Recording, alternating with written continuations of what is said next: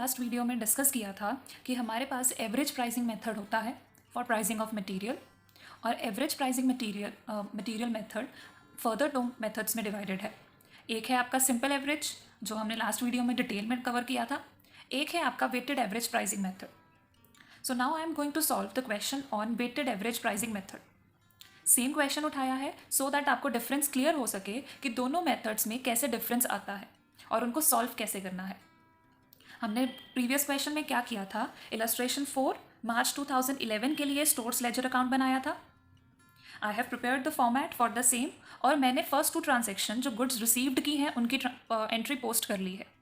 अभी तक normal question चल रहा है। हमने यहाँ पर 2500 क्लब किया है पहले दोनों स्टॉक को, और हमने 16,800 क्लब कर लिया है।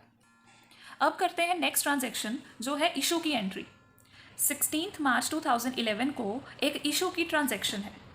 1250 हमारे नंबर ऑफ यूनिट्स हैं। अब इसको कैसे पोस्ट करेंगे इन आर स्टोर्स लेजर अकाउंट। अब वही यहाँ पर मैं फिर से उस चीज़ को रिपीट कर रही हूँ कि for your reference you can write here the stock which constitutes this part. ये स्टॉक हमारे पास आया है फ्रॉम 2 टाइप्स ऑफ स्टॉक, एक है 1000 और एक है 1500। 2 टाइप्स ऑफ स्टॉक। अब जब हमारे पास 16 मार्च की एंट्री आएगी इशू की, issued to production department, number of units है हमारे पास 1250। अब अगेन वेटेड एवरेज प्राइस निकालना पड़ेगा, तो उसके लिए we will prepare a working note number 1। Working note number 1 कैसे बनेगा? अब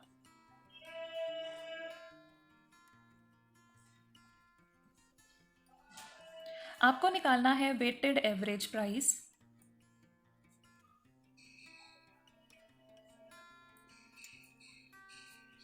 अब लास्ट वीडियो में I discussed the way of calculating the weighted average price.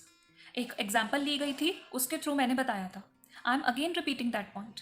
Weighted average price निकालने के लिए you need to multiply the units with their per unit amount. हमारे पास 2 तरह का स्टॉक पड़ा है अब तक, 1000 इंटू 6 प्लस 1500 इंटू 7.2, और यू कैन से 6000 प्लस 8000। बात तो वही बनी ना, 1000 इंटू 6 प्लस 1500 इंटू 7.2। अब इसको किससे डिवाइड करना है? By total number of units. Units हमारे पास कितने हैं? 1000 plus 1500, that means total number of units हमारे पास 2500 है। तो इस केस में वेटेड एवरेज प्राइस इस अकॉर्डिंग निकलता है। अब इसका टोटल निकाल लेते हैं सारा। 6000 plus 10,800 divided by 2500। Calculate this part. It is coming out to be 6.72 rupees. 6.72 आपका वेटेड एवरेज प्राइस यहाँ पर निकल कर आ रहा है। तो अब यहाँ पर पोस्ट कर देते हैं value 6.72। If we multiply 6.72 with 1250, the value is coming out to be 8400। अब बाकी का प्रोसीजर वैसे ही चलेगा जैसे हमने सिंपल एवरेज में किया था। 2500 minus 1250, that is 1250. 16,800 minus 8,400, that is 8,400. अब यहाँ पर प्रीवियस क्वेश्चन में हमने किया था we do not post the rate columns here, मगर वेटेड एवरेज प्राइस में आप उसको पोस्ट कर सकते हो, सिंपल एवरेज में पोस्ट नहीं कर सकते, क्योंकि सिंपल एवरेज का जो ड्रॉबैक है कि वो हर एक चीज़ को इक्वल वेट नहीं देता है। इस वजह से हमने वहाँ पर ये सारे का सारा ब्लैंक छोड़ा था। मगर वेटेड एवरेज हर एक यूनिट को एक रिस्पेक्टिव रेट देता है। That's why we can allocate per unit rates overhead. अब वो पर यूनिट रेट कैसे आएगा? आप यूज़ करोगे ये वाला रेट जो आपने अभी निकाला है, और इवन अगर मैं यहाँ पर भी डालूँ, मैंने जानबूझकर इसको हाईलाइट किया है, यहाँ पर भी आप अपना प्राइस डाल सकते हो। बट यहाँ पर अगर हम देखेंगे तो आपके लिए वो कन्फ्यूजन क्रिएट करता पहले, that's why I skip the part here. But क्योंकि अब हमने स्टॉक को वैल्यू कर लिया है, हमने वेटेड प्राइस को कैलकुलेट कर लिया है, तो अगर आप चाहो तो यहाँ पर 6.72 के अकॉर्डिंग उनका वेटेड एवरेज प्राइस पोस्ट कर सकते हो. So now I am putting here 6.72 as the weighted unit price of the stock. And even if अगर आप इस अमाउंट को इससे डिवाइड करोगे तब भी आपका प्राइस जो निकल कर आएगा वो 6.72 आएगा, क्योंकि एट द एंड हमने किया क्या है, 16,800 को 2,500 से डिवाइड किया है, इट इज 6.72. वही प्राइस आपका यहाँ पर ये आ रहा है. अगर आप previous method simple average price का केस लेते तो ये पॉसिबल नहीं था due to the drawback of simple average method, तभी वहाँ पर स्किप किया जाता है. अब यहाँ पर भी आपकी वही एजम्पशन चलेगी कि आपने जो 1250 यूनिट्स बेचे हैं, सबसे पहले आपने 1000 यूनिट्स को फिनिश किया है और फिर 250 यूनिट्स आपके 1500 वाले स्टॉक में से निकले हैं.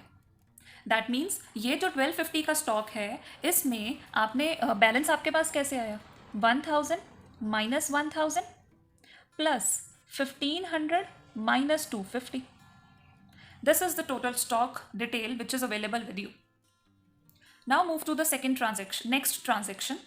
Next transaction वो दे रहे हैं हमें received की on 19th of March 1250 units at 7.8.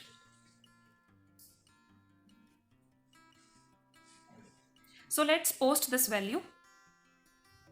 अब मैंने क्या किया, goods received की transaction तो post कर ली. अब आप यहाँ पर बैलेंस कैसे निकालोगे, आपका जो स्टॉक का बैलेंस है वो तो वैसे ही चलेगा, 1250 प्लस 1250, टोटल अमाउंट हमारी हो जाएगी 2500. अमाउंट का कॉलम आपका कैसे चलेगा, 8400 प्लस 9750 नॉर्मल मैनर से, तो ये टोटल आपका आ जाएगा 18150. मैं यूनिट रेट का कॉलम अभी भी पेंडिंग छोड़ रही हूँ, जैसे ऊपर हमने पेंडिंग छोड़ा था इसको भी मैं अभी पेंडिंग छोड़ रही हूँ. आपको अपने आप क्लियर हो जाएगा आगे जाकर इसको कैसे लिखना है. अब परफॉर्म करते हैं next transaction. The next transaction is of issue. 1000 units है, 22 मार्च है, सो इशू की ट्रांजैक्शन आएगी 22 of March 2011. You have issued to production department.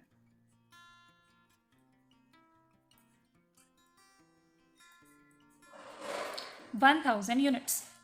अब रेट है, निकालना पड़ेगा, तो हम वो कैसे निकालेंगे, we will prepare a working note for the same. Working note बना लेते हैं.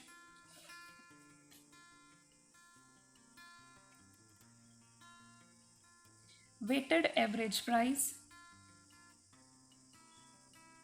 इज. अब स्टॉक कौन से दो पड़े हुए हैं, एक आपके पास वो स्टॉक पड़ा है जो आपने अभी परचेज किया था 1 डे बिफोर, और एक हमारे पास वो स्टॉक पड़ा है जो पहले हमने 1500 का लिया था. अब 1500 वाले स्टॉक को हमने लिखा था कि 1250 उसमें रह चुके हैं, और 1250 की वैल्यू कितनी है, 6.72. टोटल अमाउंट कितनी है, 8400. अब जब आप इसके लिए स्टॉक को लोगे तो how you will take 1250 into 7.8, 1250 into 6.72. हम यहाँ पर 7.2 नहीं लेंगे, हम 1250 इंटू 6.72 लेंगे. एक हमारे पास ये बैलेंसिंग बचा है, एक हमारे पास ये बैलेंसिंग बचा हुआ है, इन दोनों का total that means 8400 plus 9750. So मैं डिटेल में यहाँ पर लिख देती हूँ, 1250 into 6.72 plus 1250 into 7.8 divided by, अब टोटल यूनिट्स कितने हैं, 1250 and 1250. So if we calculate the total over here, वो आएगा आपका 8400 प्लस 9750, डिवाइड करना है उसको 2500 के साथ. The value comes out to be ₹7.26. अब इसको ऊपर पोस्ट कर देते हैं, 7.26. यहाँ पर आपकी वैल्यू आ जाएगी 7260. बैलेंसिंग स्टॉक कैसे आएगा, 2500 माइनस 1000, 1500, 18150 माइनस 7260. अगर वैसे वैल्यू नहीं करना तो आप यहाँ पर 7.26 वैल्यू भी लिख सकते हो, और इवन जो इससे प्रीवियस है अब हम उसका भी उसकी ब्लैंक को भी फिल कर सकते हैं 7.26. तो टोटल वैल्यू अब यहाँ पर जो बैलेंस आ जाएगा वो बनेगा 10890. 10890 और यहाँ पर आपका क्वेश्चन कंप्लीट होता है for weighted average stock. Again you need to conclude your answer, तो हम लिखेंगे क्लोजिंग बैलेंस जो हमारे पास है वो है 1500 units at rupees 7.26 which is equal to 10890 and in this way a weighted average pricing method question is solved। और इस तरह इस मेथड को अप्लाई किया जाता है। You need to specify the working notes और उनके नंबर्स, और आपको वर्किंग नोट भी बिल्कुल क्लियरली ड्रॉ करने हैं। कहीं पर कोई भी गलती की आपका आगे वाला सारा क्वेश्चन गलत हो जाएगा। Have a look at this question again, try to solve it at your own, and then we will move forward to our next video. Thank you.